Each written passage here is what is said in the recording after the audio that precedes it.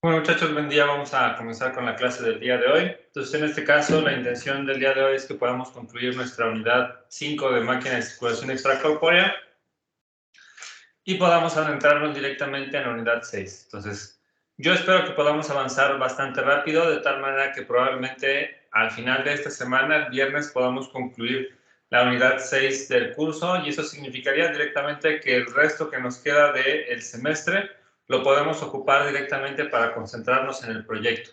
Si hay alguna otra situación adicional en la que a lo mejor busquemos un tema adicional que poder compartir durante las semanas de clases virtuales, lo podemos hacer. Pero sí es importante que entiendan directamente, muchachos, que no deben de descuidar directamente el proyecto. Yo sé que todavía no tenemos ni siquiera la primera revisión, pero me parece que la mayoría de los equipos van un poco retrasados y a lo mejor están tomándose a la ligera directamente la parte del proyecto. Entonces, mucho cuidado con eso, y es la razón por la cual tratamos de avanzar directamente rápido en lo que corresponde con la teoría de este curso. Entonces, en este caso, la próxima semana que vamos a tener esta revisión, ahí sí es en donde vamos a tener que tener bien claro directamente qué es lo que vamos a poder realizar. Y para quienes no hayan podido venir directamente a la sesión presencial de la máquina de anestesia, vamos a definir algunos horarios también la próxima semana para que ustedes puedan asistir, y en este caso no necesariamente van a ser los días en los que tenemos clase para que no afectemos directamente nuestras actividades, muchachos. Pues bueno, les recuerdo directamente que si alguien tiene alguna duda en particular, pues puede levantar la mano o abrir el micrófono e interrumpirme en cualquier momento. Y pues bueno, tomando eso en consideración, pues vámonos directamente a lo que corresponde con nuestra unidad. Y en este caso aquí nosotros estábamos trabajando con la parte final de los componentes básicos de la máquina de circulación extracorpórea. Ya habíamos visto directamente la necesidad de tener una cánula venosa, la parte de las tuberías, la parte de mi reservorio, mi oxigenador, la bomba y la parte de la cánula arterial para poder realizar el retorno. Sin embargo, ahora estábamos, me parece que lo último que vimos, y corríjanme si me equivoco, muchachos, lo último que estábamos viendo corresponde directamente con eso que corresponde con los filtros y trampas de burbuja, que ya habíamos mencionado que son aditamentos que se utilizan para quitar partículas grandes que están inmersas en la sangre y que no queremos que estos regresen directamente hacia la circulación mayor a nuestro paciente. Entonces, en este caso, la diferencia entre filtro y trampa de burbuja corresponde con el hecho de que los filtros van a poder hacer la remoción de partículas sólidas, mientras que las trampas de burbujas van a poder hacer la remoción de partículas de aire.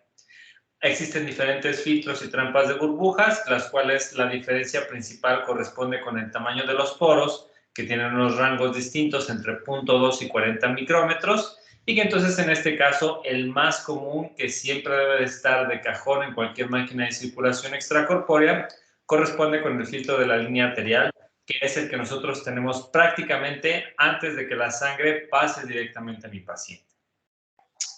Vimos que existen algunos otros también filtros o trampas de burbujas con diferentes usos o aplicaciones, como el filtro de la línea de gas, la cual se encarga de remover casi el 100% de bacterias que puedan ser encontradas en el suministro de los gases, en el oxígeno, y así nosotros podemos disminuir la contaminación de la sangre. Podemos tener un filtro pre-bypass cardiopulmonar, que prácticamente se encuentra a la entrada de la máquina de circulación extracorpórea y quita émbolos encontrados en la circulación del paciente. Entonces, si ya tenemos un paciente que tiene algún problema con una sangre demasiado densa, entonces en este caso es necesario tener este filtro de pre-bypass cardiopulmonar.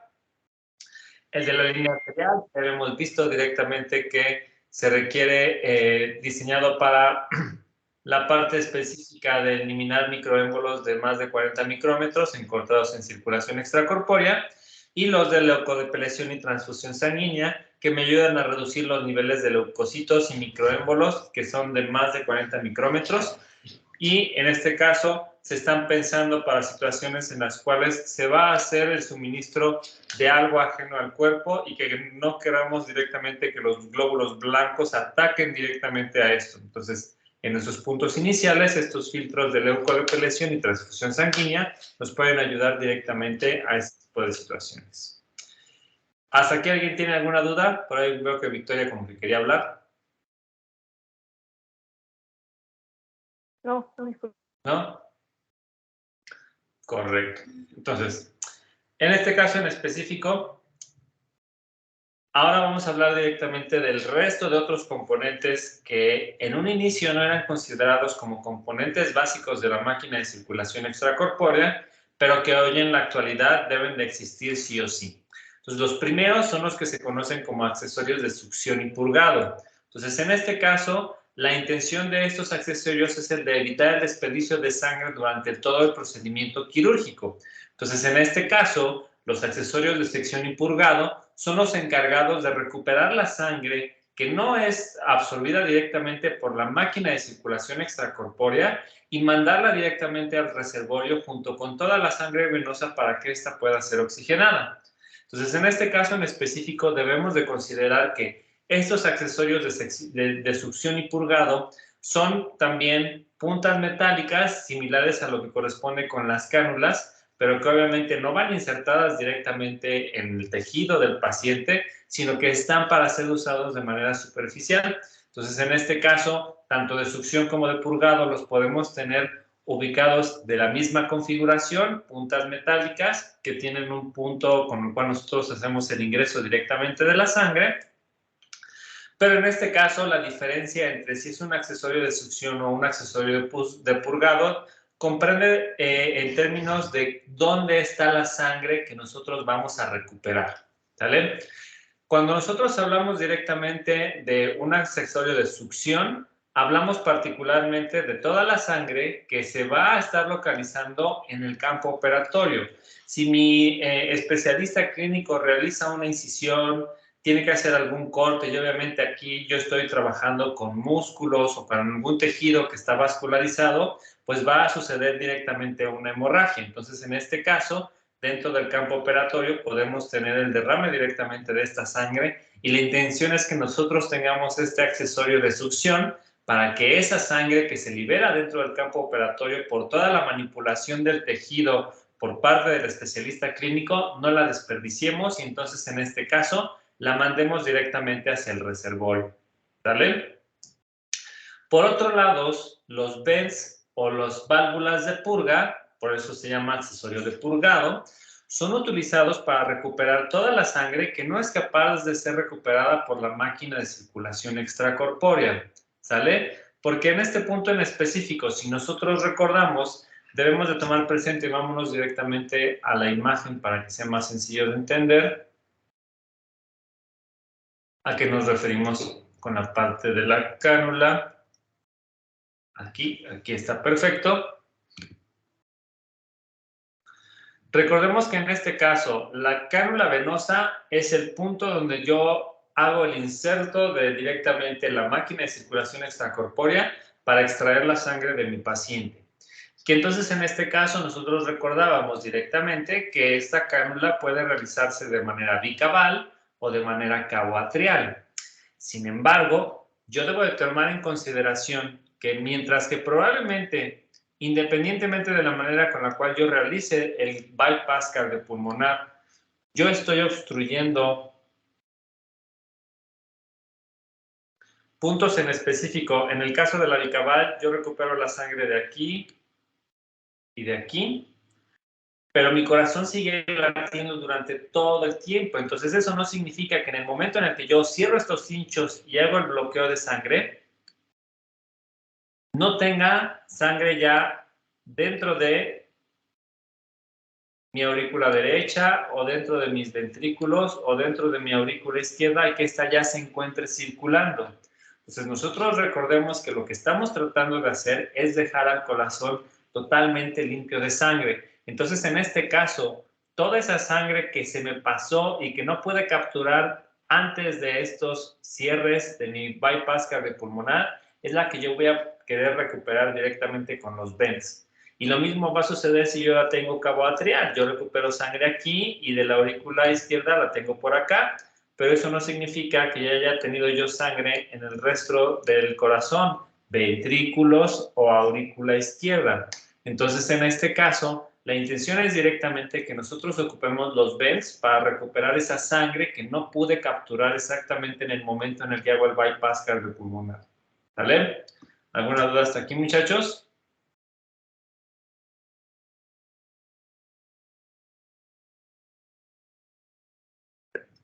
Entonces, en este caso, es más interesante que nosotros hablemos un poco acerca del sistema de purgado, porque en este caso es el que tiene que ver directamente con que yo voy a tratar de que si estoy teniendo una operación a corazón abierto, tengo a disposición directamente los lugares en donde tengo esta sangre que no pude recuperar y la intención es que yo deje al corazón 100% libre de este flujo. Entonces, en este caso, los principales lugares en donde yo requiero utilizar un vent corresponden con la raíz aórtica, mi ventrículo izquierdo, mi vena superior derecha, mi ápice ventricular izquierdo y la aurícula derecha o en la arteria pulmonar. Lugares en donde dependiendo de cómo hice yo mi canulación, si la hice bicaval o cavoatrial, son los lugares que probablemente ahí me voy a encontrar todavía con sangre. ¿Sale? Y en este caso en particular, las razones por las cuales yo debo de utilizar un vent o un sistema de purgado en una máquina de circulación extracorpórea corresponde, número 1, a una prevención de distensión del corazón, número 2, a una reducción de recalentamiento miocárdico, número 3, a una evacuación de aire en cavidades cardíacas, porque yo estoy cerrando directamente el paso de la sangre, pero el corazón va a seguir latiendo y va tratando de contraer a pesar de que esta no la tenga y entonces es probable que se forme aire. Número 4, a aumentar el campo visual quirúrgico y número 5, a tener un campo de trabajo seco. ¿Sale? Todos estos puntos son importantes por la siguiente razón. Bueno, vámonos por aquí primero. Entonces, en este caso yo debo de tener presente que mi corazón, a pesar o que siempre que está en presencia de sangre, va a tratar de latir. Entonces, en este caso ya sabemos nosotros directamente que mientras mi corazón tenga pocas cantidades de sangre, aunque no sea directamente el volumen que me permite tener llenado directamente de aurículas o ventrículos, porque yo ya lo estoy bloqueando, pero se mantiene un poco de fluido, el corazón va a seguir tratando de latir. Y entonces, en este caso, a eso le decimos que nosotros queremos una prevención de distensión del corazón. La distensión del corazón es que el corazón va a tratar de hacer una contracción para expulsar este contenido de sangre que tiene dentro de sus cavidades y no lo va a poder hacer porque no tiene suficiente volumen. Entonces, en este caso, sucede una distensión que significa que se trata de, es básicamente un calambre. Tiene un trabajo excesivo de más el corazón y eso pudiera ser peligroso. Además, como está tratando de realizar directamente esta contracción, pero no puede sacar directamente el fluido dentro de sus cavidades, entonces esto lo va a tratar de seguir haciendo de manera constante y este movimiento o esta activación muscular es la que va a generar este recalentamiento del miocardio y entonces en este caso son cosas que nosotros queremos evitar. Queremos evitar que el corazón se fatigue y vamos a ver un poquito más adelante cómo conseguimos esta parte en específico.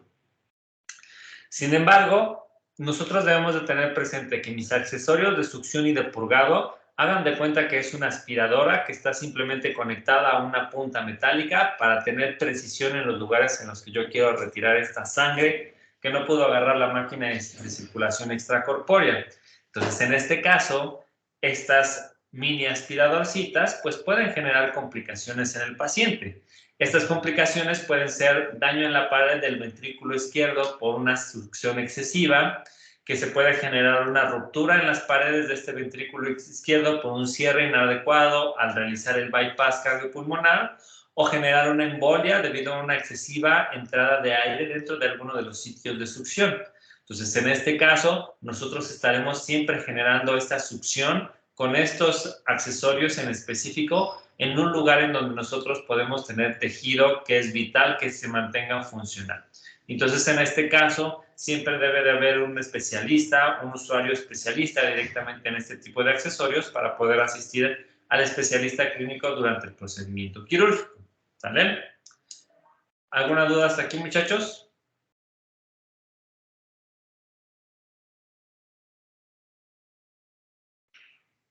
Perfecto. Entonces, digamos que ahora sí yo ya, toda esta succión de sangre, independientemente de dónde está, si está dentro del corazón o en el campo operatorio, yo la estoy aspirando y la mando directamente a mi reservorio y en el reservorio ya se incorpora de nuevo en la circulación extracorpórea y tiene una oxigenación y está trabajando de manera adecuada. Sin embargo, es importante que nosotros entendamos que a pesar de que por algunos instantes de tiempo nosotros ya estemos removiendo la sangre directamente del corazón, este tiende directamente a tratar de buscar su funcionamiento porque el sistema nervioso autónomo le indica que este tiene que seguir trabajando absolutamente todo el tiempo. Y entonces en este caso debemos de buscar una manera de detener el funcionamiento del corazón de una manera muy controlada. Y para eso se requiere de un sistema de cardioplegia. Entonces en este caso, la función de este sistema de cardioplegia es mantener al máximo la funcionalidad que pudiera tener el corazón para que después del procedimiento quirúrgico, este pueda volver a bombear sangre de manera adecuada. Entonces, en este caso, digamos, el detener el funcionamiento del corazón prácticamente significa que yo debo de hacer que el tejido del miocardio deje de contraerse.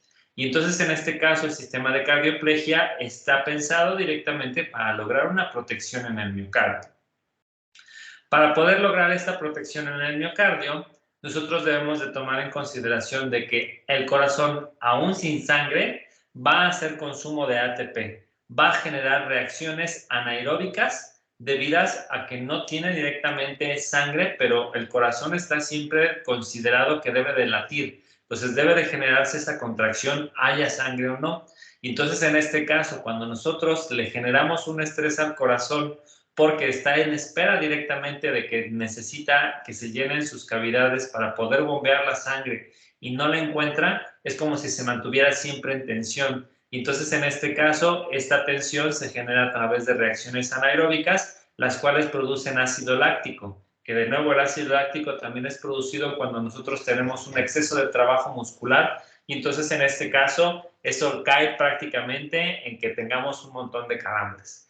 Y da la casualidad de que el corazón no es la excepción. Si nosotros tenemos un exceso de trabajo, de tensión en el músculo cardíaco, pues también le va a dar un calambre directamente al corazón, solo que en este caso los calambres en el corazón ya sabemos que se conocen como un paro cardíaco. Entonces es algo bastante peligroso. Entonces la intención es que nosotros tratemos de hacer que el corazón deje de funcionar, que no me consuma ATP, que no genere ninguna reacción química y que no me produzca este ácido láctico. Denme un segundo, muchachos.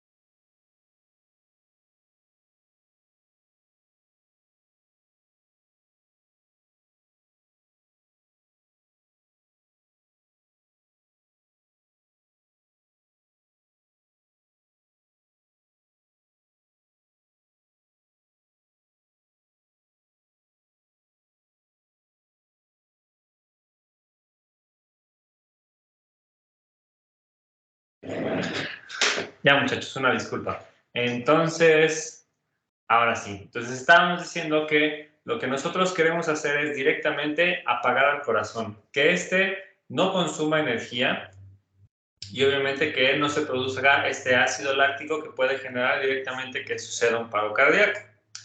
Entonces, en este caso en específico, si nosotros no generamos o no evitamos directamente la producción de este ácido láctico, vamos a disminuir la contractilidad del miocardio, es decir, va a perder su potencia para poder bombear la sangre, lo cual también es peligroso. Y en este caso, esto también va a conducir a un aumento de la posibilidad de no funcionar de manera adecuada, y entonces en este caso ese corazón ya no serviría.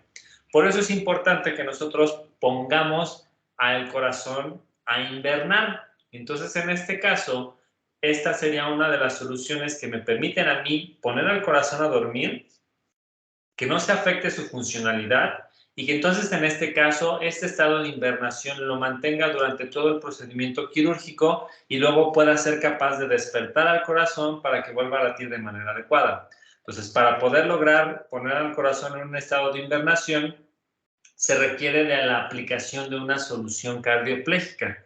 Y esta solución cardioplégica tiene dos características principales. La primera es que es una solución que tiene una alta concentración de potasio, del orden de los 8 a 20 miliequivalentes por litro, y que entonces en este caso, como ustedes ya recordarán de sus distintos cursos anteriores, pues para que suceda algún potencial de acción directamente dentro del cuerpo humano, pues tenemos una bomba de sodio-potasio, que siempre se encuentra en un balance para poder tener la reacción química adecuada y son las que desencadenan directamente estos potenciales de acción. Pues entonces en este caso lo que hace la bomba, esta solución cardioplégica que tiene unas altas concentraciones de potasio, es desbalancear directamente esta bomba sodio-potasio, saturar y evitar directamente que sucedan potenciales de acción. Y estos potenciales de acción se traducen directamente en el corazón en lo que corresponde con contracciones cardíacas, ¿sale? Entonces yo lleno de potasio mi corazón y esto va a evitar que yo pueda generar directamente la contracción, que significa que no puedo utilizar el ATP para hacer esta función en específica. Y la segunda es que esta solución cardioplégica sea una sustancia fría del orden de los 4 grados centígrados. Y entonces en este caso, esto va a provocar una supresión diastólica cardíaca y una disminución metabólica en el miocardio, de tal manera que nosotros ponemos a invernar al corazón y esto conserva su contractilidad para cuando termine el procedimiento quirúrgico. ¿Sale? ¿Alguna duda hasta aquí?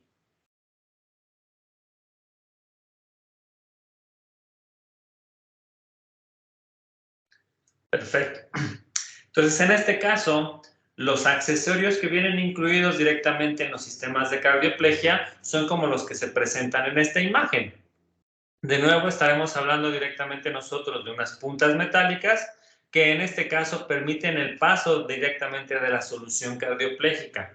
En algunas ocasiones vamos a contener accesorios adicionales que me van a permitir incorporar directamente soluciones frías o calientes para poder controlar mejor directamente el estado de este corazón a lo largo del procedimiento quirúrgico. ¿A qué nos referimos con esto? Nosotros siempre vamos a tratar de mantener el corazón en este estado de innervación de manera gradual. Entonces, sí podemos llenarlo de una solución cardioplégica con altas concentraciones de potasio y a 4 grados centígrados para apagarlo lo más pronto posible. Sin embargo, para que nosotros podamos hacer la reactivación después del corazón, no es tan sencillo después aumentar la temperatura de manera gradual directamente a mi paciente. No es tan sencillo como solo dejar de pasar directamente la solución cardioplégica y que el corazón empiece a funcionar. Y entonces, en este caso, debemos de entender que estos accesorios adicionales que nosotros observamos directamente en los accesorios del sistema de cardioplegia me van a permitir a mí incluir directamente soluciones que se encuentran a distintas temperaturas para poder manejar mejor este tipo de situaciones. En particular, estas soluciones a distintas temperaturas corresponden directamente con dos cosas. Uno, un sistema de enfriamiento y calefacción que permite que esta solución cardioplégica modifique directamente su temperatura. Es decir, yo la requiero con altas concentraciones de potasio a 4 grados centígrados para que el corazón se ponga a invernar, Pero cuando yo termino el procedimiento quirúrgico, también la solución cardioplégica me va a ayudar a que poco a poco el corazón regrese a un estado en el cual puede volver a funcionar. Y entonces, en este caso, yo puedo quitar los 4 grados centígrados de temperatura de la solución cardioplégica. Sigo manteniendo la bomba de sodio y potasio y esta me ayuda a que no se dé la contractilidad, no consumo ATP, pero poco a poco empiezo a recalentar directamente el corazón hasta que llega a valores de temperatura interna corporal adecuados. Y entonces, en este caso, ir favoreciendo directamente que el corazón vuelva a funcionar. Ya lo tengo, digamos, a una temperatura adecuada. Entonces, en este caso, ahora puedo comenzar a quitar la solución cardioplégica y rociar el corazón de manera externa directamente con sangre. Entonces, esta sangre es la que también viene mezclada directamente de mi sistema, que ya se encuentra funcional. Y entonces, en este caso, por eso se habla directamente de que tiene estos sistemas de realimentación, tanto para en la solución cardioplégica, tenemos estos pequeños radiadores que pueden calentar o enfriar la temperatura, como unas cánulas en particulares que en lugar de transportar la solución cardioplégica, estén transportando sangre. Y con esa sangre yo pueda restablecer todavía más rápido la temperatura del corazón, y como ya estoy en presencia de sangre, entonces va a comenzar directamente a tratar de buscar tener de manera natural una contractilidad, y entonces empezamos a hacer de esta manera que el corazón vuelva a funcionar. ¿Sale? ¿Alguna duda hasta aquí? Entonces, súper importante el sistema de cardioplegia para poner invernada el corazón, pero para poder reactivarlo también después de que terminó el procedimiento quirúrgico. ¿Dudas?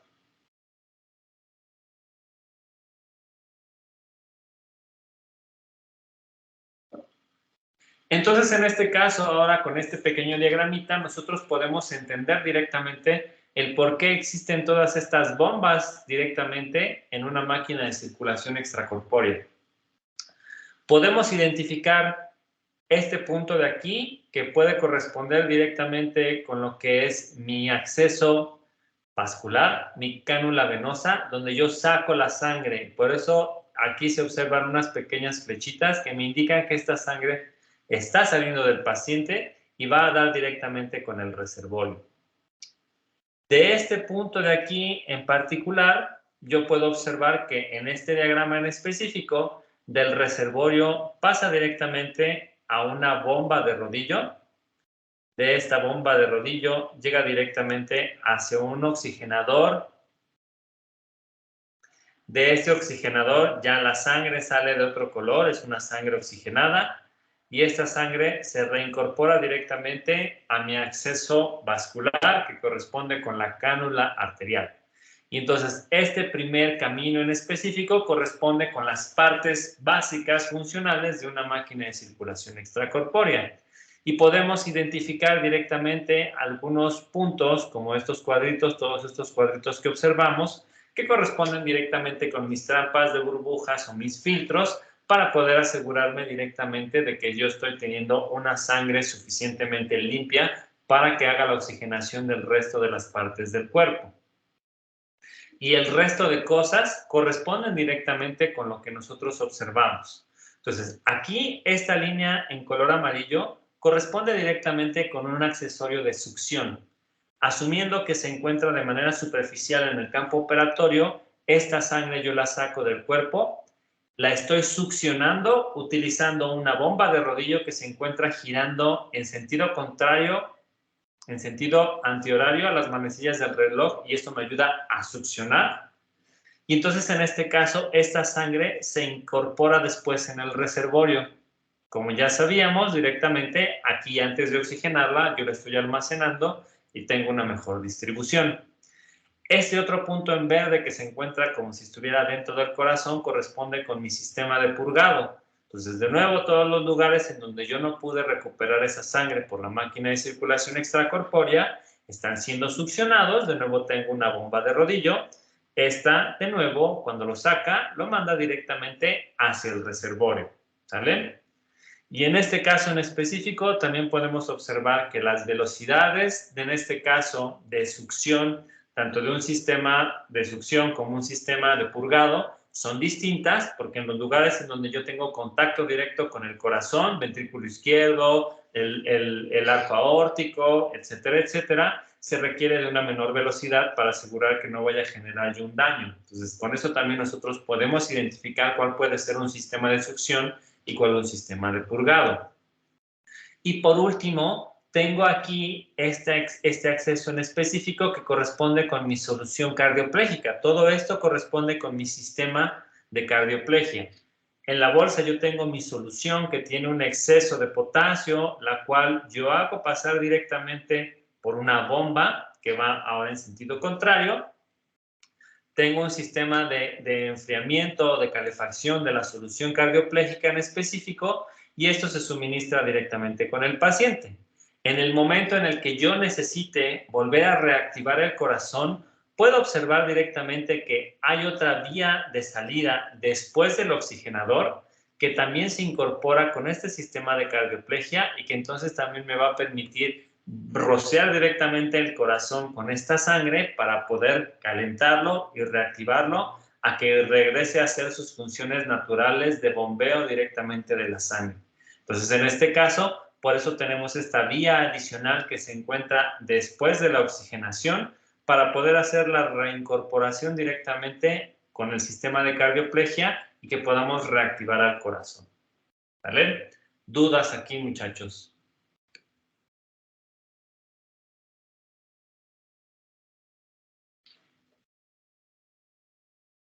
¿Ninguna? Perfecto.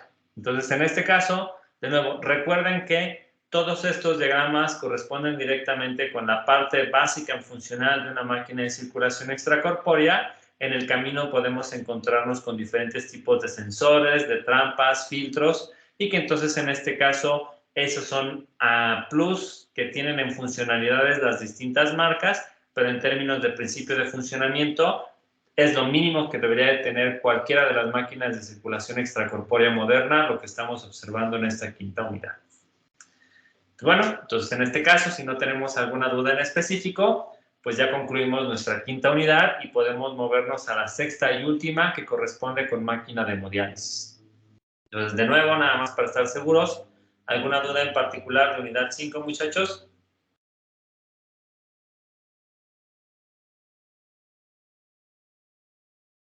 Perfecto. Entonces, en este caso, pues vamos a entrar de lleno con esta unidad 6 para ver qué tanto podemos adelantarnos.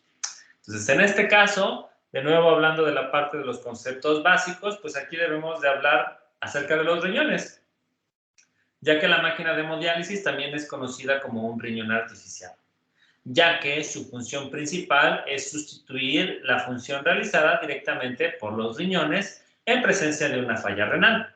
Entonces, en este caso, debemos de tener bien presente que los riñones son los que me ayudan a controlar la concentración de fluidos dentro del cuerpo. Además de que tienen la gran función de eliminar sustancias indeseables en la sangre, como lo son toxinas, desechos metabólicos, sales y exceso de agua, y además ayudan a regular el nivel de acidez en la sangre para que sea más fácil y óptimo realizar algunas reacciones químicas que suceden dentro del cuerpo, como la generación de intercambios gaseosos, como la producción de ciertas hormonas, como la generación de distintos tipos de fluidos con distintos niveles de acidez, como la saliva o el ácido gástrico o alguna otra cosa dentro del cuerpo. Entonces, todas esas reacciones químicas suceden gracias directamente a los componentes que tiene la sangre. Entonces, en este caso, es fundamental directamente la función que tienen los riñones en este sistema, en el cuerpo humano. ¿Sale? Ahora bien, en términos de anatomía, pues es importante poder detectar lo siguiente. Número uno, los humanos normalmente poseemos dos riñones que se encuentran ubicados en el hemisferio derecho e izquierdo de las personas. Estos se encuentran situados en la parte posterior del abdomen. Una forma relativamente sencilla de poder localizar aproximadamente la zona donde se encuentran los riñones es si nosotros tenemos el puño cerrado y lo ponemos nuestra mano directamente por la espalda. A la altura en la que llega directamente esa mano, aproximadamente a esa altura se encuentran los riñones. Estos riñones, usualmente vistos desde un plano frontal, nosotros podemos observarles una forma como si fuera un frijol, solamente que las dimensiones de este frijol es de 12 centímetros de largo por 6 centímetros de ancho y 2.5 de grosor en una persona adulta, y usualmente tienen estos un peso entre los 130 y los 70 gramos, ¿sale? Entonces, adicionalmente, nosotros debemos de pensar que desde el punto de vista de la anatomía, los riñones están interconectados a través de arterias y venas renales, con las cuales se va a tener el punto directo de lo que corresponde con la depuración sanguínea. Y también vamos a tener conductos que se conocen como uréteres, en los cuales viene el desecho de todo el exceso que no me sirve directamente dentro del cuerpo, los cuales van a estar conectados directamente con una vejiga y a una uretra para poder hacer la eliminación directa de todos estos elementos no deseados dentro del cuerpo, ¿sale? Entonces, dentro de esta configuración, así es como nosotros tenemos que pensar directamente en los riñones. Ahora, si nosotros agarráramos uno de estos frijolotes y le hiciéramos un corte, pues observaríamos básicamente lo que se observa en esta figura en específico. Y estas es en donde nosotros vamos a poder encontrar que la capa más externa directamente del riñón simplemente es una cobertura que cubre lo que se conoce como la corteza, y dentro de la corteza es que se va a encontrar la unidad fundamental del riñón, que son las nefronas. Y las nefronas es el lugar en donde nosotros realizamos el filtrado de la sangre. Entonces, en esta corteza de los riñones están situados aproximadamente 1 millón de nefronas. Y estas nefronas tienen esta configuración en específico, en donde nosotros podemos observar que está compuesto principalmente por un corpúsculo y un túbulo renal, que son tuberías directamente en donde yo puedo tener una filtración directamente de esta sangre. Tenemos pequeñas membranas a lo largo del túbulo renal que están en contacto con la parte de las venas y las arterias para poder realizar este filtrado. Sin embargo, es importante destacar que la mayor cantidad de sangre en las nefronas es filtrada directamente en lo que se conoce como el glomérulo. Entonces, el glomérulo se encuentra dentro de la cápsula de Bowman y es un lugar en donde yo puedo tener una acumulación importante de sangre cerca de una membrana que permitirá hacer las distintas funciones que tienen los riñones, ¿sale? ¿Cuáles pueden ser esas funciones en específico? Pues nosotros vamos a estar hablando de una filtración, y aquí hablamos de que vamos a quitar sustancias tóxicas como urea, creatinina, ácido úrico o exceso de agua directamente de la sangre. Vamos a generar también en la sangre una secreción de algunos elementos como renina, eritropoyetina o vitamina D3, que todas estas están liberadas directamente en torrente sanguíneo para poder controlar la presión arterial y la formación y favorecer la formación de glóbulos rojos, y también la reabsorción, porque aquí nosotros vamos a poder reabsorber líquidos y electrolitos que son necesarios para mantener ese balance hídrico dentro del cuerpo. Entonces aquí podemos quitar, podemos reabsorber y podemos secretar. Todas estas tres funciones las realizan directamente los riñones en sangre, y entonces en este caso debemos de tener presente que cuando alguna de estas tres funciones básicas por el riñón no se llevan a cabo, estamos hablando de una falla renal. Entonces puede haber fallas renales particulares porque no se realiza la función de filtración, puede haber fallas renales a partir de la parte de secreción, puede haber fallas renales a partir de la parte de reabsorción, o puede haber fallas renales que me involucren más de una de estas funciones, pero si una de ellas falla, ya se conoce como una falla renal, ¿saben? Entonces, estas fallas renales normalmente son de dos tipos. Voy a encontrarme con aquellas que son fallas renales agudas, en las cuales yo tengo una rápida pérdida de mi función renal, y aquí esto va a provocar una baja producción de orina, un desbalance de electrolitos y de fluidos, y entonces en este caso también va a haber una disminución en el flujo sanguíneo hacia los riñones, una falla cardíaca y una obstrucción del tracto urinario,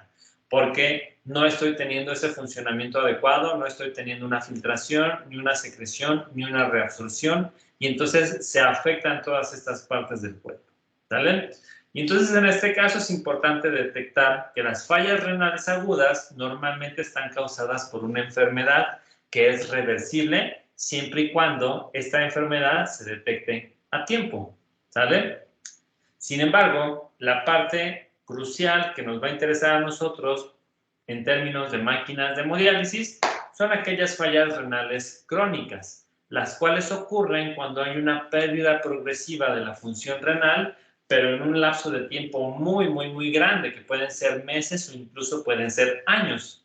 Entonces, estas fallas renales crónicas son causantes de una renalopatía, también conocida como diabetes, o de generar la hipertensión en las personas. Entonces, en este caso, no tenemos directamente un filtrado adecuado, una secreción adecuada directamente de componentes o nutrientes en sangre. Entonces, en este caso, esto puede generar directamente este tipo de enfermedades que también son enfermedades crónicas. Entonces, en este caso, una falla renal crónica es una enfermedad que es permanente, pero que afortunadamente es tratable. Es decir, podemos ayudarle directamente a la persona a hacer la limpieza de su sangre de alguna otra manera que no sea utilizando sus riñones.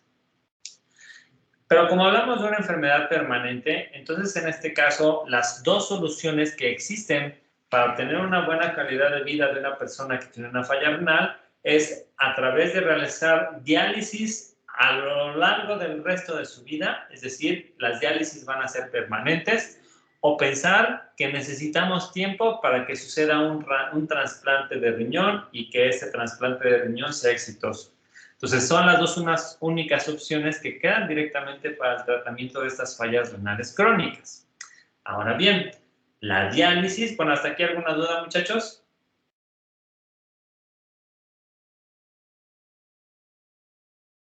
¿No? Perfecto. Entonces, ahora sí, ya sabemos que vamos a trabajar particularmente con falla renal crónica y que una de las principales soluciones o en las que puede estar involucrada la tecnología de una máquina de hemodiálisis es en aquellas en las cuales yo pienso que este procedimiento permanente lo va a realizar la persona hasta que o se muera o encuentre directamente un trasplante de riñón, lo cual no es una tarea sencilla. Entonces, en este caso, la diálisis es un tratamiento artificial que va a facilitar la depuración o remoción de sustancias tóxicas en la sangre, la eliminación de exceso de agua o líquido y lo acumulado en el cuerpo debido a una de estas fallas renales. Entonces, en este caso, para que se produzca la diálisis, es necesario pensar que yo debo de tener dos soluciones de diferentes concentraciones y que estas interactúen separadas solamente por una membrana. Y entonces, en este caso, tratemos de manera artificial, realizar las funciones que realiza el riñón, pero utilizando una parte externa de tecnología. Y entonces, en este caso, lo que normalmente ocupo para poder hacer una mejor representación de cómo funciona directamente el proceso de la diálisis es hacer una analogía directamente con una bolsita de té. Entonces, una bolsita de té es algo donde yo tengo, por ejemplo, dentro de la bolsa, yo tengo todas directamente mis sabores, tengo mis hierbas, lo que le van a dar el sabor directamente al té. Y esto es el que yo introduzco directamente sobre agua caliente. Entonces, las bolsitas de té funcionan como una membrana. Y entonces, en este caso, en el momento en el que yo introduzco la bolsa de té sobre el agua, yo puedo pensar que sucede una difusión, porque hay un movimiento de solutos de una zona de mayor concentración a una zona de menor concentración. Es decir, el soluto son todas las hierbitas que se encuentran dentro de la bolsa de té y para que éstas liberen directamente el sabor, entonces hay ese movimiento de solutos de una zona de mayor concentración adentro de la bolsa a una zona de menor concentración fuera de la bolsa. El agua natural no tiene ninguno de los sabores del té y entonces sucede esta difusión directamente. También, para que pueda suceder esta difusión en específico, la bolsa de té en un inicio se encuentra totalmente seca. Dentro solamente se encuentran las hierbas. Y esta difusión no sucede hasta que yo le ponga agua dentro de la bolsita y suceda esta difusión.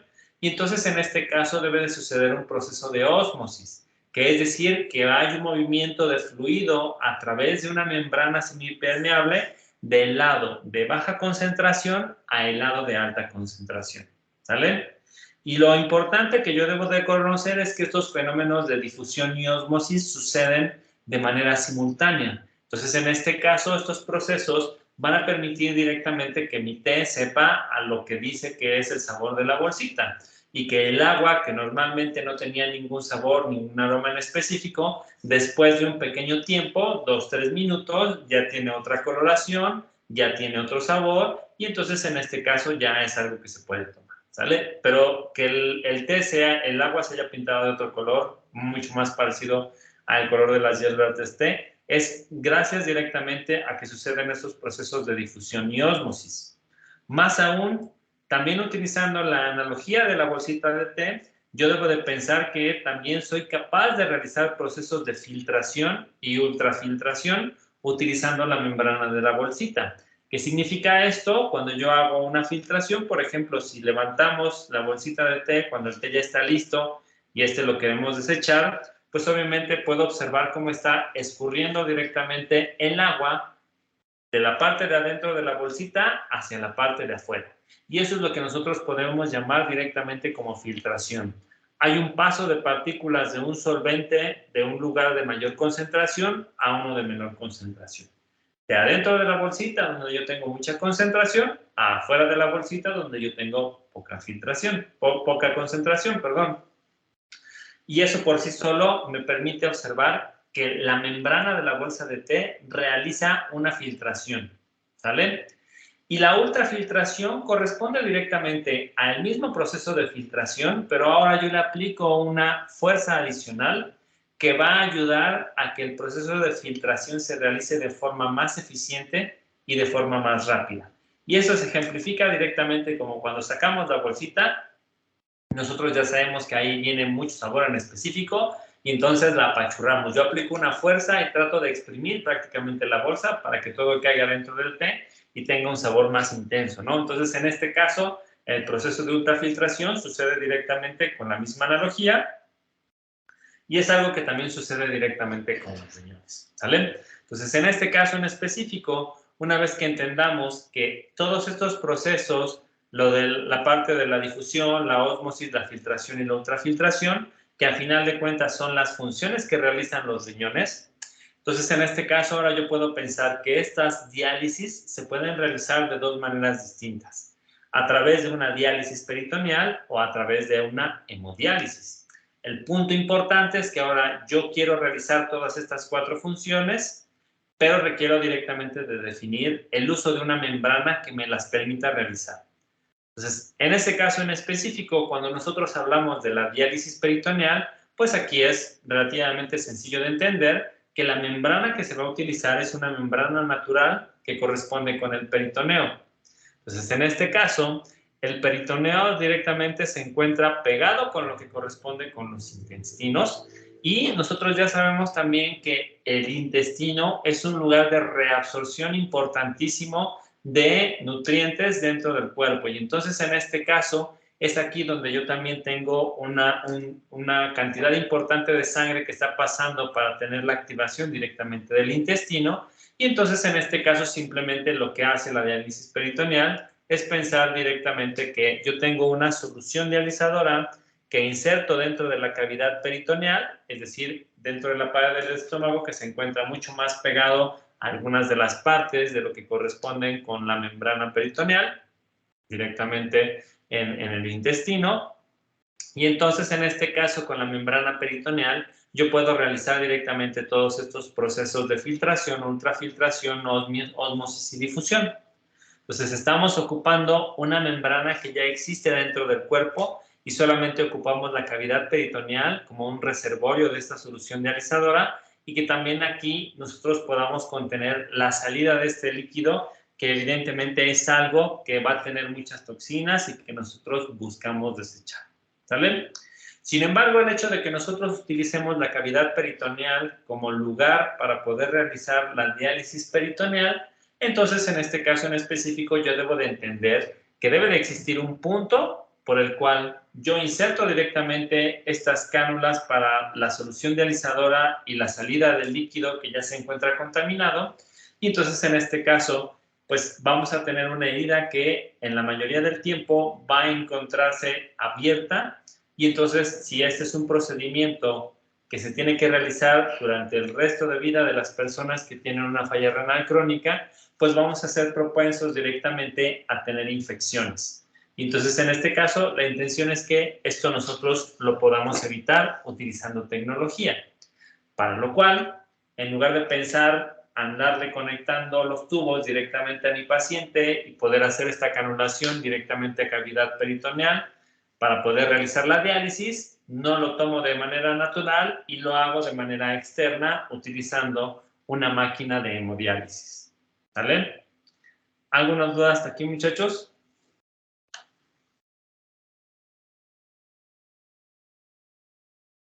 No.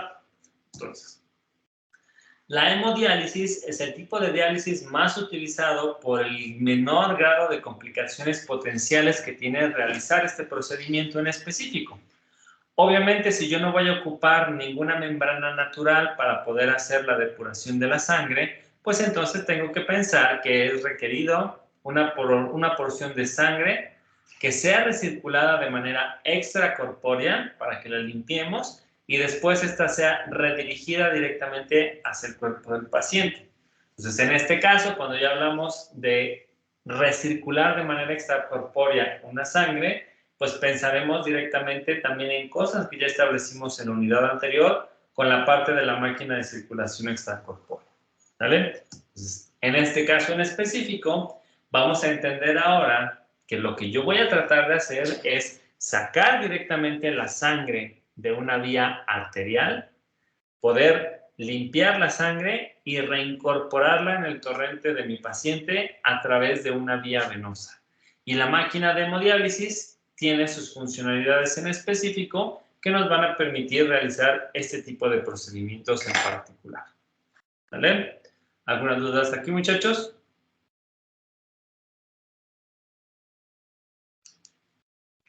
Perfecto. Entonces, la máquina de hemodiálisis nosotros la vamos a poder dividir en tres partes fundamentales. Hablamos directamente de un sistema extracorpóreo, que es el circuito por donde yo voy a controlar la salida y la entrada de sangre hacia el paciente.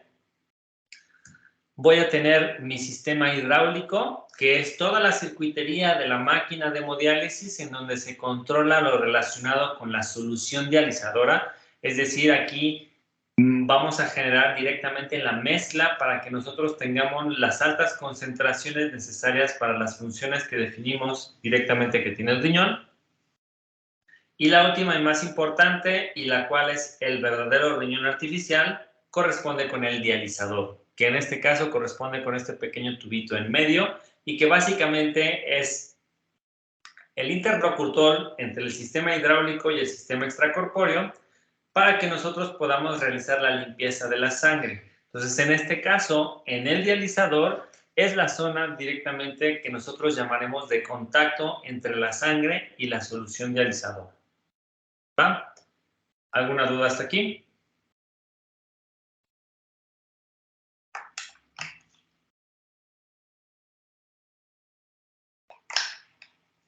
Ahora bien, vámonos por partes, vámonos por el viejo conocido, que es el sistema extracorpóreo. Entonces, el sistema extracorpóreo comprende tanto la salida de sangre del paciente como la entrada de sangre del paciente y que todo esto vaya conectado directamente al mismo punto de acceso vascular. Entonces, este es un punto súper importante que hace la diferencia entre un sistema extracorpóreo de una máquina de circulación extracorpórea y un sistema extracorpóreo de una máquina de hemodiálisis. Aquí, el punto de acceso vascular es el mismo, ¿sale? Pero entonces, en este caso, yo debo de entender directamente que el resto de las cosas en particular son muy similares a la instrumentación que ya vimos en máquina de circulación extracorpórea. Voy a tener una bomba de sangre, la bomba de Parines adicional, voy a tener cámaras de goteo, detectores de aire, detectores de cebado y la reincorporación directamente hacia mi circulación. Entonces, en este caso, obviamente vamos a tener un reservorio, vamos a tener una bomba de sangre, vamos a tener puntos de a lo mejor de control de calefacción y lo importante es que nosotros podamos identificar qué hace cada uno de estos elementos dentro de este sistema extracorpóreo. Ahora bien, comenzamos por el acceso vascular. Entonces, en este caso, en el acceso vascular existen tres métodos principales para poder tener acceso a la sangre de mi paciente y poder mandarlo a la circulación extracorpórea. Estos tres métodos principales corresponden con un catéter intravenoso, una fístula arteriovenosa y un injerto sintético. Y aquí tenemos en este dibujo una representación directa de cómo son las puntas de mi acceso vascular, en donde en este caso puedo observar directamente que tengo dos caminos en específicos, uno para lo que yo considero como sangre arterial, o sangre limpia, pero que todavía tiene ciertas toxinas, y un camino como de sangre venosa que estoy teniendo como punto de regreso. Entonces, aquí en este caso, el color rojo, que es mi acceso arterial, yo lo tomo como punto de salida, y mi acceso en azul lo tomo como su punto de retorno. ¿Ok? Entonces, de esos tres métodos, de la manera con la cual yo puedo hacer el acceso vascular, catéter, fístula o injerto, yo voy a decidir cuál ocupo dependiendo, uno, el tiempo estimado de duración de la falla renal de ese paciente, si es una falla renal que a lo mejor se puede curar relativamente rápido, o si ya es algo crónico que se va a quedar durante todo el tiempo.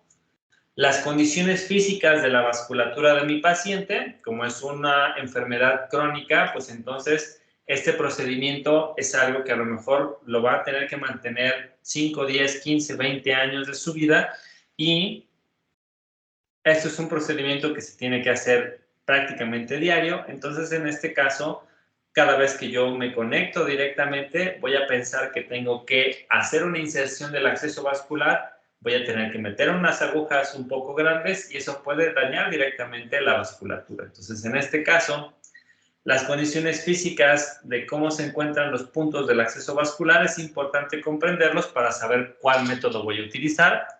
Y la otra es pensar si se va a realizar uno o múltiples accesos. ¿Qué significa esto? Si yo estoy considerando que voy a darle una hemodiálisis a un paciente que tiene una falla renal aguda, se lo puedo dar, pero entonces en este caso yo pensaría que a lo mejor con una o con dos pasadas ya no sea suficiente que tenga directamente la conexión de la máquina de hemodiálisis con el paciente, en lo que hace efecto el medicamento y se trata de arreglar directamente la falla renal aguda. Entonces, en este caso, puedo tener a lo mejor puntos de acceso únicos y cuando termina el día, se desecha.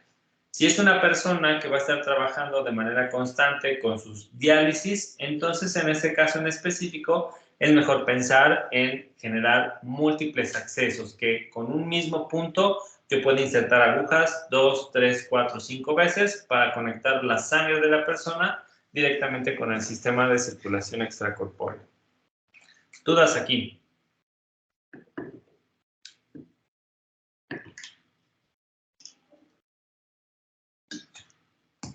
Ok. Entonces, es importante mencionar que para cualquiera de los accesos vasculares utilizados se requiere un procedimiento quirúrgico para su colocación.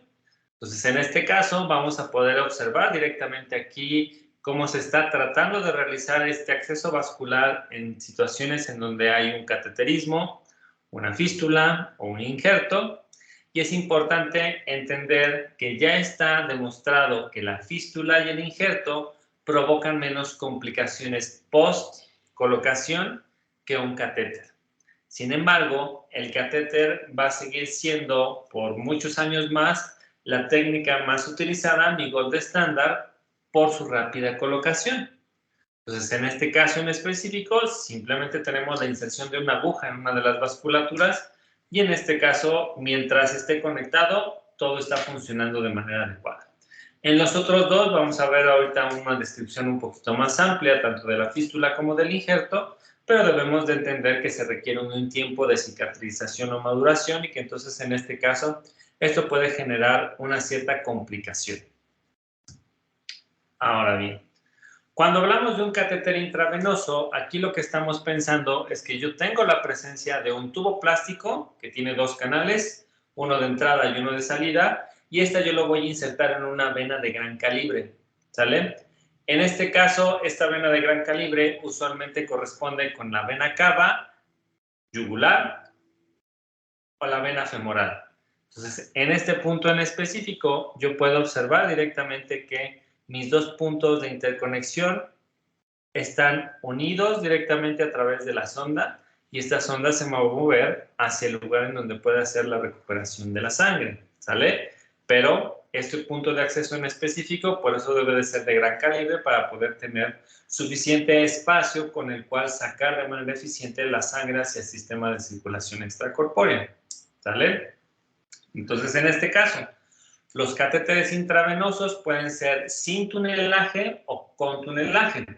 El sin tunelaje o con tunelaje corresponde directamente con la construcción del catéter, particularmente en la punta.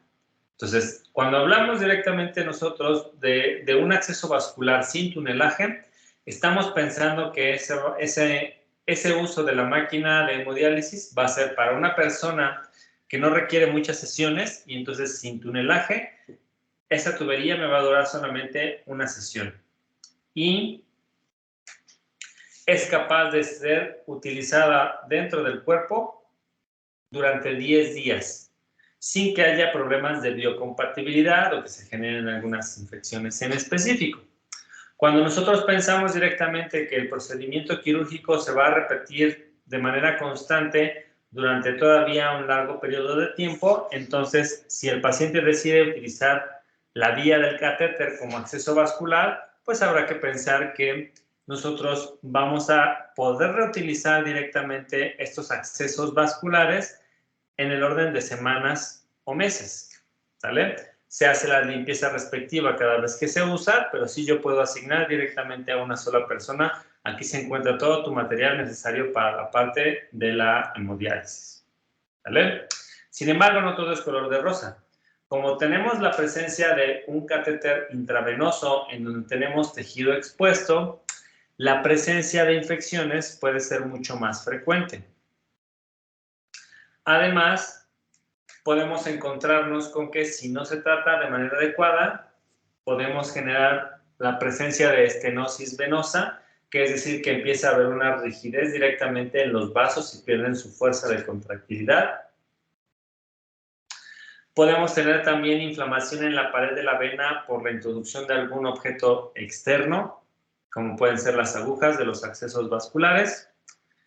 Lesiones en las venas que pueden producir hemorragias internas y que entonces en este caso, por simplemente el hecho de nosotros hacer la manipulación de cualquier cosa dentro del paciente, yo puedo generar este daño en específico y es algo que se quiere evitar.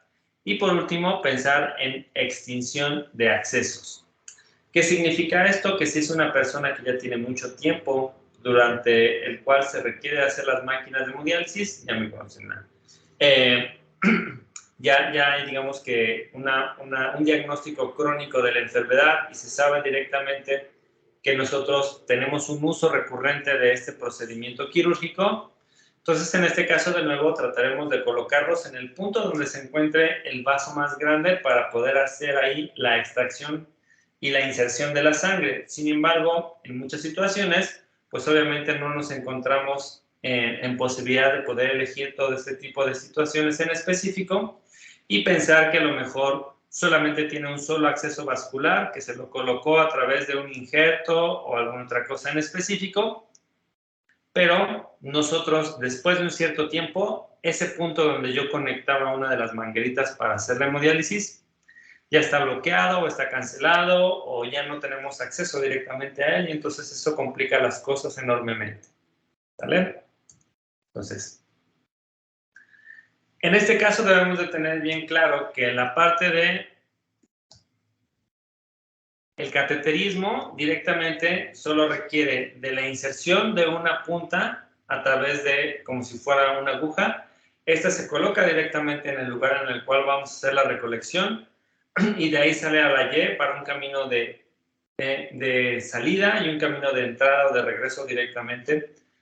Y entonces en este caso, por eso tenemos una facilidad de implementación.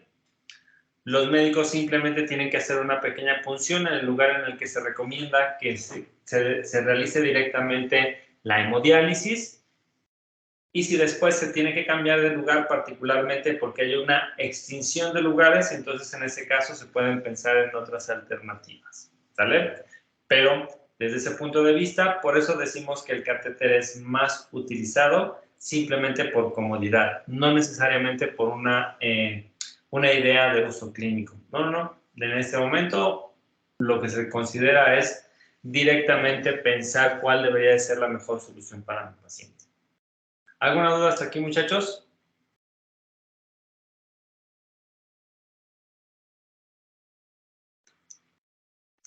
Entonces, el principal problema directamente con los accesos vasculares a través de una canulación corresponde con el hecho de que mis lugares en donde yo voy a insertar las agujas se comienzan a terminar. Entonces, en este caso, una posible solución es la fístula, que la fístula arteriovenosa es el método más utilizado para el acceso vascular debido a que no es necesario utilizar materiales que son ajenos al cuerpo.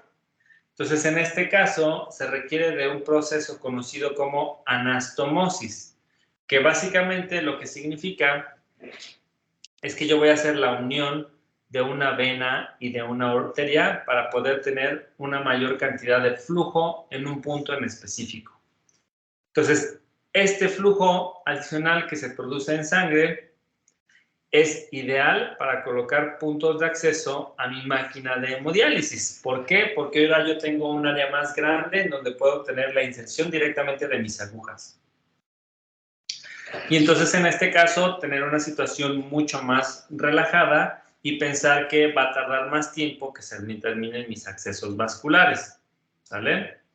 Entonces, en este caso, las fístulas arteriovenosas usualmente se colocan en el antebrazo, utilizando la vena cefálica y la arteria radial, o en el codo, que es la vena cefálica más la arteria braquial, y que particularmente es mejor que trabajemos con la extremidad no dominante. Entonces, en este caso, esto va a ayudar también a que nosotros tengamos mucho mayor control acerca de la terapia que queramos estar suministrando. Entonces, en este caso, es importante recordar que las fístulas, como se tiene que hacer esta unión directamente de una vena con una arteria, se tiene que pensar en un periodo de maduración o cicatrización que normalmente sucede entre las 4 y las 6 semanas antes de poder ser utilizado.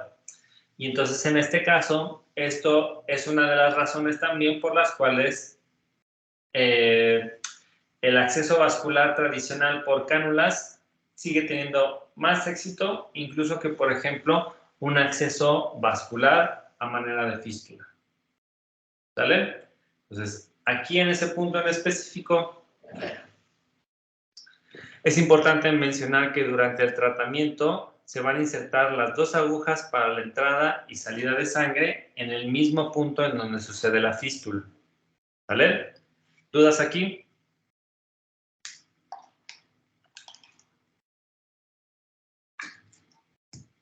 Perfecto. En términos generales, las ventajas de la incorporación de una fístula como el acceso vascular es que hay una baja frecuencia de infecciones porque no tenemos ningún tejido expuesto o no hay materiales ajenos en el cuerpo. Vamos a requerir también de un gran flujo sanguíneo y de una baja incidencia de trombosis. Por otro lado, las desventajas directamente de la fístula incluyen que podemos tener una baja en el flujo del miembro no dominante y entonces, a pesar de que el sujeto ya se levantó, ya estiró la mano y ya a lo mejor incluso se quitó el reloj o cualquier cosa que pueda obstruir el paso de sangre, de todas maneras ahí podemos observar que no hubo grandes cambios directamente en términos de tiempo. Obviamente también con un menor suministro de oxígeno a partir de lo que se utilizó en en la parte directamente de lo que corresponde con las canulaciones. Entonces, en este caso aquí, yo tengo una mezcla de sangre oxigenada y sangre desoxigenada, que corresponde directamente a esa unión de una vena con una arteria. Entonces, en este caso, cuando yo tengo esta mezcla de sangre oxigenada y sangre desoxigenada, pues tengo una menor cantidad de sangre que está mandándose a los pulmones para una apropiada oxigenación y que entonces en este caso eso se ve reflejado directamente en la generación de calambres. Tengo mezcla de sangre oxigenada y desoxigenada que pueden disminuir un poquito estas complicaciones que tenga directamente el uso de la fístula. Y por último, la desventaja final de las fístulas es que va a generar daño al tejido si no se realiza una buena anastomosis, es decir, si no se hace de manera adecuada la unión de una vena con una arteria, entonces podemos generar daños importantes al tejido, porque aquí estamos trabajando con vasculatura que siempre está en presencia de sangre. Entonces, en este caso, la sangre como materia prima, nosotros la tenemos que mantener lo más funcional posible. ¿Vale? Pero entonces en este caso, sí, híjoles, aquí yo tengo esas complicaciones, tengo directamente esta parte en específico de que mis accesos vasculares, a final de cuentas, también los siente el paciente y se puede generar este daño al tejido si no se realiza adecuadamente. Entonces es la razón por las cuales se pensó en la definición del injerto auriculoventricular. Entonces un injerto AB tiene la misma función que en la fístula, con la diferencia de que ahora, en lugar de que yo esté pinchando directamente un vaso de mi paciente, lo que voy a estar pinchando para colocar directamente la cánula o el acceso vascular corresponde con la vena y la arteria y un vaso sintético, ¿sale? En este caso podemos observar esta unión de vena y arteria correspondería directamente a lo que se conoce como una fístula. Y aquí yo tengo esa misma vía de vena y arteria, pero están unidos a través de un vaso sintético, el cual normalmente es de teflón o politetrafluorocetileno o PFT.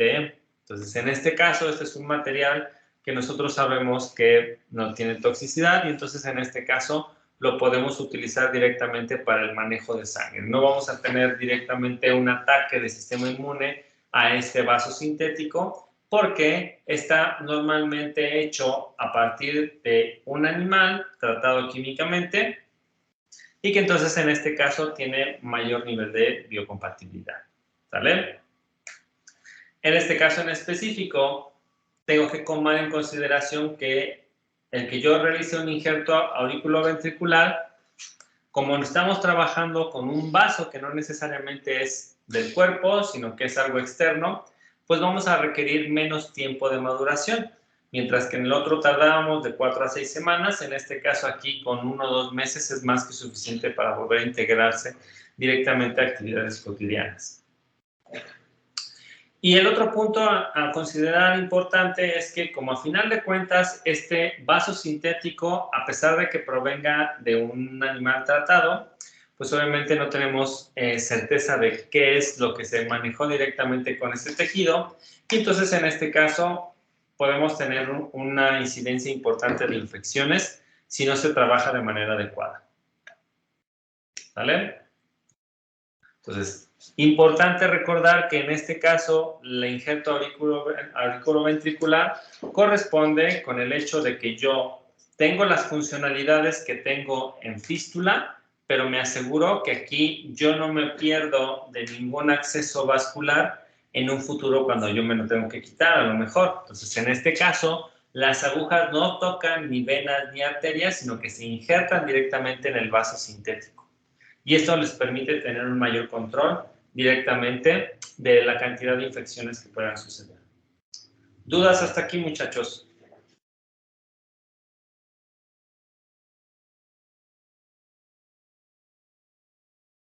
No. Bueno, pues entonces en este caso vamos a dejarle hasta aquí por el día de hoy, muchachos. Y pues bueno, nos vemos el próximo miércoles para tratar de avanzar más directamente de nuestra sexta y última unidad. Les agradezco y nos vemos el próximo miércoles, muchachos. Hasta luego.